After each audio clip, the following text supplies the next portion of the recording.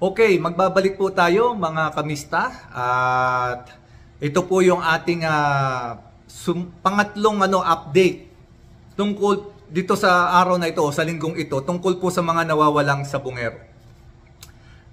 Previously, yung video na sinundan nito is tungkol po sa Police Brigadier Romeo Macapas at ngayon po ay tatalakayin natin yung sinasabi nating bagong witness na siyang magpapatumba talaga sa pinakamalaking empire ng allegedly sindikato or sugal or yung hindi yung mga organized gambling na yan, isabong. So sa tingin ko ito na po ang magpapabagsak sa grupong ito dahil ito po yung parang missing link na sinasabi ni alias Totoy.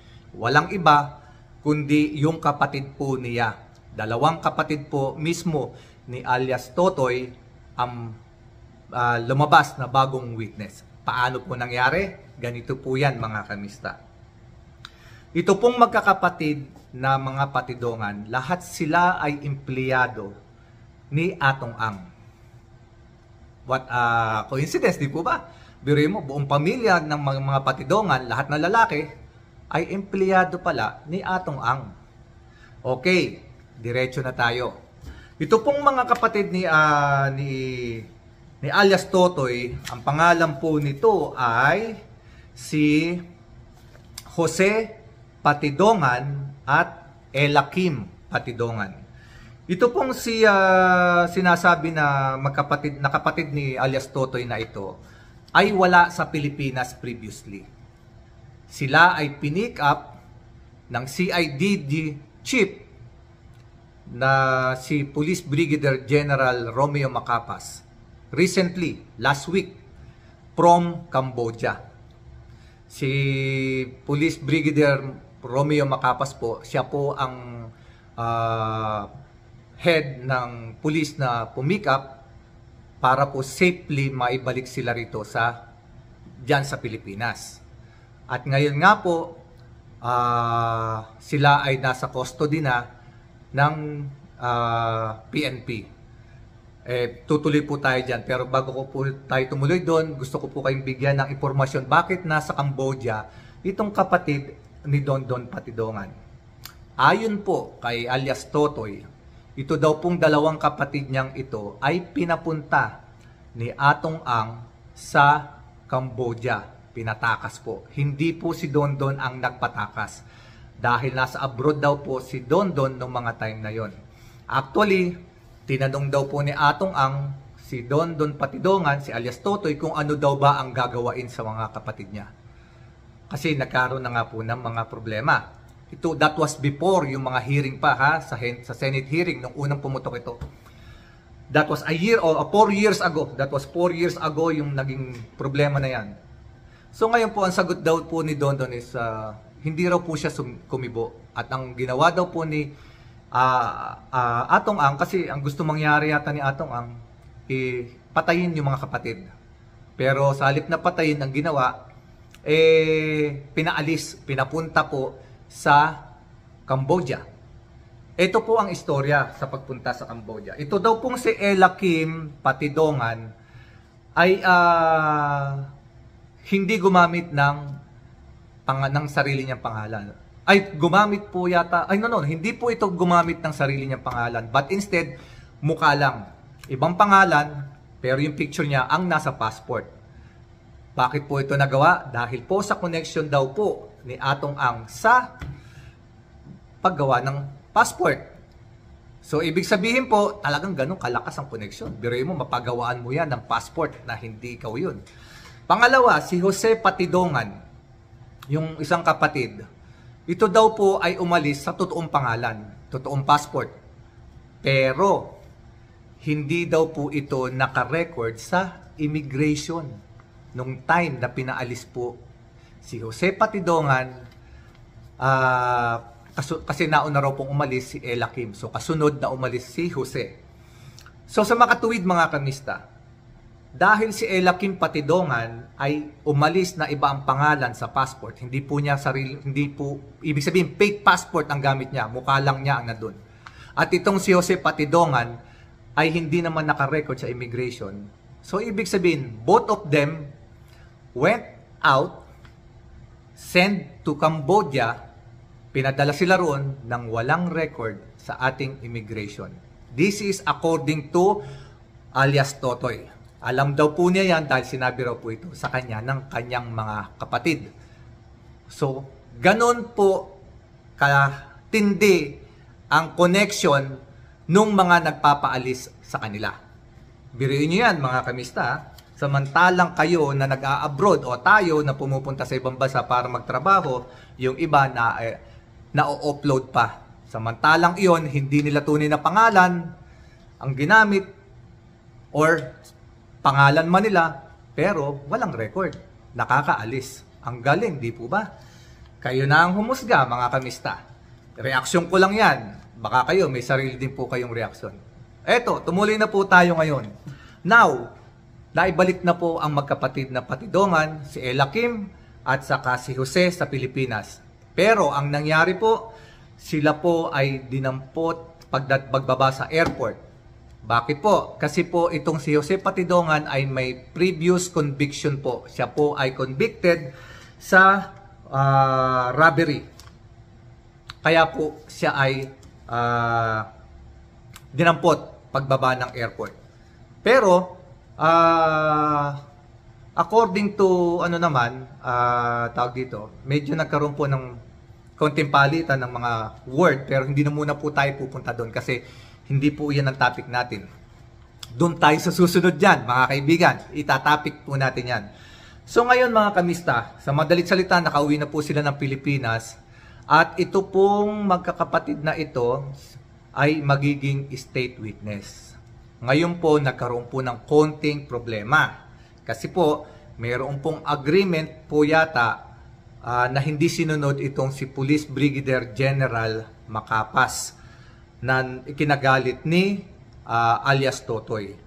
Dahil po, according to alias Totoy, gusto niyang baguhin yung affidavit, yung original affidavit na mawala yung mga pulis doon sa dapat kasuhan. Ang magiging akusado na lamang ay yung tatlong magkakapatid at si Atong Ang bilang mastermind. So doon nagalit si Dondon. Pumalag po siya at nagpa-interview po siya.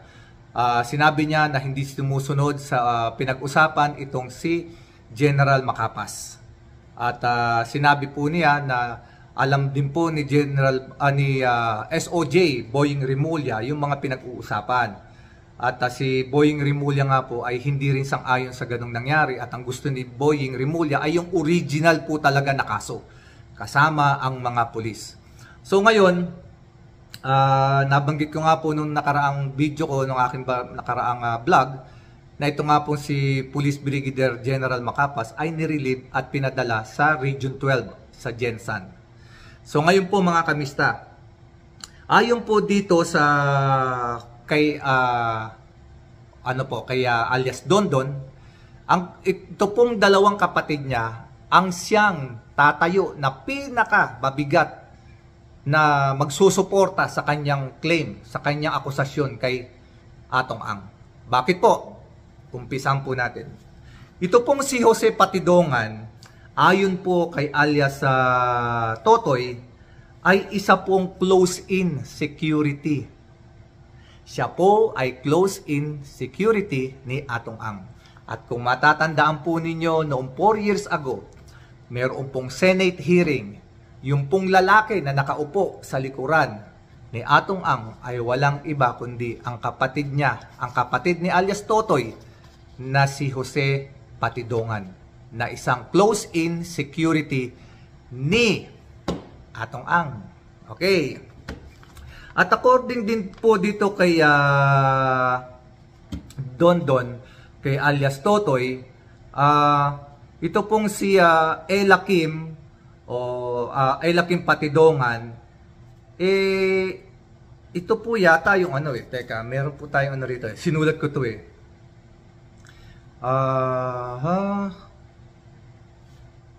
So, ito pong si Ella Kim Patidongan, siya po yata yung nagwi-withdraw sa ATM. Siya po ang nagwi-withdraw doon sa ATM. At may niliwanag din po siya, kasi may iba pong lumalabas na report, na yun daw pong tao, na yung napapanood natin sa TV na nakaposas, si Bautista po iyon, na isang sabungero, na bit-bit po ng dalawang tao. Ang sabi po kasi sa ibang report, ay si Jose Patidongan daw po yung isa doon. Iyon po ay pinasinungalingan ni ni alias Totoy. At sinabi po niya na ito pong dalawang tao, ang pangalan po nun, na nagbumitbit doon kay Bautista na isang sabungero na nakaposas, ay walang iba kundi yung tauhan din ni Atong Ang, na ang pangalan ay si Roger Burican. Roger Burican. At yung isa ay si Rodelio Anigig. Rodelio Anigig. Parehas na tauhan ni Atong Ang. At siya rin pong ginawang witness ni Atong Ang laban kay alias Totoy nitong nakaraang pagsasampa ng kaso ni Atong Ang. Okay. Sinabi rin po rito ni ni alias Totoy, kasi pag ini-interview siya, hindi pa rin po tapos yung kanyang affidavit at hindi pa na ipapile yung kaso. Kasi ang natapos na kaso pa lamang ay yung kaso sa National Police Commission. National Police Commission po, tapos na po yun, nakapagsampa na po sila ng kaso ron. Pero yung final na kaso po na isasampa niya para sa Department of Justice naman ay hindi pa na isasampa. Sa tuwing sa'y tatanungin kung tapos na ba o hindi pa, ang lagi niyang sinasabi ay hindi pa raw po ito tapos dahil may kulang pa. At ito po ang kulang. Yung dalawang kapatid ni alias Totoy. Ito pong si Jose Patidongan at si Ella Kim Patidongan, na mismong tauhan din ni Atong Ang. At si Jose Patidongan ay isa namang close-in security ni Atong Ang. Isipin niyo mabuti mga kamista. Kung inutusan ni Atong Ang itong si Ella Kim Patidongan na doon tungkol sa ATM, kaya raw po sila nandoon sa ATM kasi is hindi lamang para mag-withdraw, kundi para i-check kung gaano kalaki ang pera na nasa ATM o nasa bank account ng tao na nagmamay-ari noong ATM, para malaman nila kung gaano kalaki ang kinikita nitong mga nandadaya sa sabong. Pangalawa, kung itong si Jose Patidongan ay isang close-in security ni Atong Ang, what do you think? Ano po ang kanilang gaano kalalim ang kanilang pagkakaalam sa mga kasong ito? Sa tingin nyo, gaano ka-extend yung alam nila? Kasi yung isa, inutusang mag-withdraw, tauhan, o mag-check ng balance ng bangko. Yung isa, close-in security. Kung katabi mo yan madalas, you know what he's doing, and you can hear what he's telling to everyone at kung anong inuutos niya sa mga ibang tao. So, I think na itong talagang kapatid ni alias Totoy, na si Jose Patidongan at saka si Ella Kim Patidongan, ay talagang very, very crucial sa kasong ito.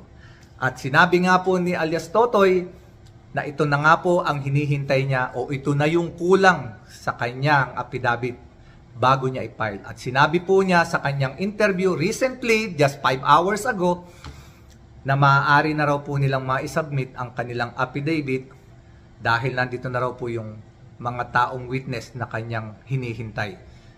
Dahil ito po ay sinabi rin niya kay SOJ or sa ating butihing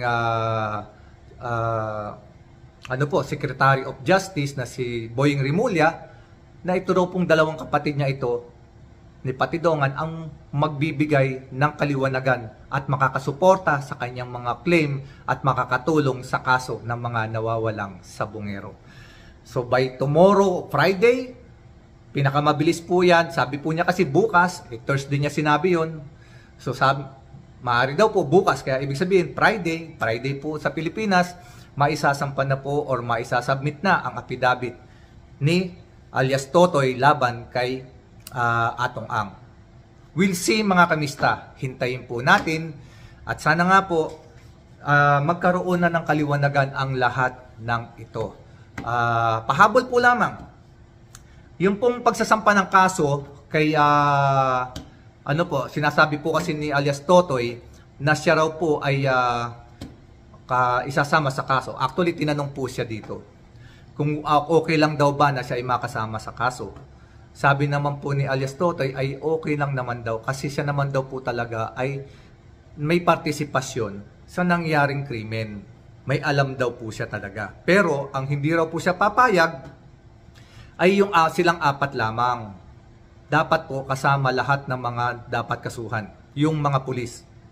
Dahil yung po ang nag-e-execute ng lahat ng iniuutos noong mastermind. At from the mouth of Police Brigadier General Romeo Macapas, the mastermind is Atong Ang. So dapat lamang po talaga makasama yung mga pulis. Mga kamista, ito po ang nasa batas. Pakinggan po nating mabuti. Kung isinasama man po sa kaso o sa sasampahan ng kaso itong mga magkakapatid na patidongan, ito po ay naaayon sa batas. Kailangan po itong gawain. Bakit po? Kasi po, hinuli ng CIDG itong magkakapatid. Itong si alias Totoy, itong si Jose Patidongan at saka itong si Elakin Patidongan. Kinuha nila ito eh. So, ibig sabihin, pag kinuha ka ng pulis, may kaso ka. Pag hindi po nila gagawain na sampahan ng kaso, itong tatlong ito, ang pulis po ay pwede ring sampahan ng kaso na arbitrary detention. Masasampahan po sila ng kaso. So, they have to file this. And, after doing so, naisampa na po yung kaso, ito po ang trabaho ng state prosecutor para mahila palabas itong tatlo, si alias Totoy, si Jose Patidongan, si Elakin Patidongan or yung Patidongan Brothers, para mahila sila palabas para maging state witness. Ang state prosecutor ay magpapile ng motion to discharge to become a state witness yung tatlo. Ganyan po ang rules. At ito ay ang tinatawag na Rule 119. Ulitin ko po, Rule 119, which is the revised criminal procedure before they were discharged as a state witness. Tagalogin ko po, yung pong Rule 119 ay isang revised na criminal procedure na kung saan kinakailangan munang magsampa ng kaso bago ma-discharge yung tatlo bilang state witness. At para po mangyari yon, yung state prosecutor naman ay magpapile ng motion para ma-discharge yung tatlo doon sa kaso at maging state witness. Yan po ay normal na nangyayari at yan po ay nasa batas at kailangang gawain. Kailangan po lamang talaga maintindihan ng lahat. Hindi ko mo kinasuhan ay sila ay iba na intensyon. No. Kailangan po talaga malinaw. So mga kamista, wag po nating bibitawan ito kasi paano? Palalim ng palalim. Biruin mo, immigration hawak nila. Yung gumagawa ng passport, hawak nila. At alam nyo ba, nung pinalis daw po itong mga kapatid niya, ito po ay ipinorward ni Atong Ang sa kanyang counterpartner o partner na isang Taiwanese. Ganong kabigat. May mga partner sila na foreigner. So mga kamista, hindi natin hinuhusgahan si Atong Ang dito na siya na po ay guilty. But you and I and all of us has our own opinion. Tatandaan pa rin po natin na lahat ng karakter at akusado sa kaso ng mga nawawalan sa Bungero, they are still presumed innocent under the law dahil hindi pa po sila nahahatulan, nasasampahan ng kaso at hindi pa sila nahahatulan ng hukuman. They are still assumed as innocent also. So, kailangan pa rin po nating irespeto ang batas. Hindi po natin kailangan pangunahan ang batas at ang hukuman lamang ang tanging makapagbibigay ng hatol sa mga akusado. Pero hindi rin tayo dapat pumikit. Lagi nating subaybayan at tignan ang nangyayaring kasong ito para yung mga huwes ay gampanan din po nila talaga yung kanilang trabaho ng tama. Kasi alam natin, may mga nangyayari, may ugong-ugong, may mga bali-balita, bilyon ang perang involved dito, maraming nababayaran. Sana wag pong maimpluwensyahan ang mga judges na hahawak ng kasong ito. Mga kamista, hanggang dito na lamang. Maraming po salamat at kung umabot po kayo sa parting ito, thank you very much. God bless you all. Paki-subscribe, like, and share naman po. Parang lumaki po yung ating community. Thank you so much. Have a good day sa ating mga kapatid nating Muslim. Assalamualaikum. God bless us all. Thank you so much. Maraming po salamat. Hanggang sa muling vlog. Thank you po.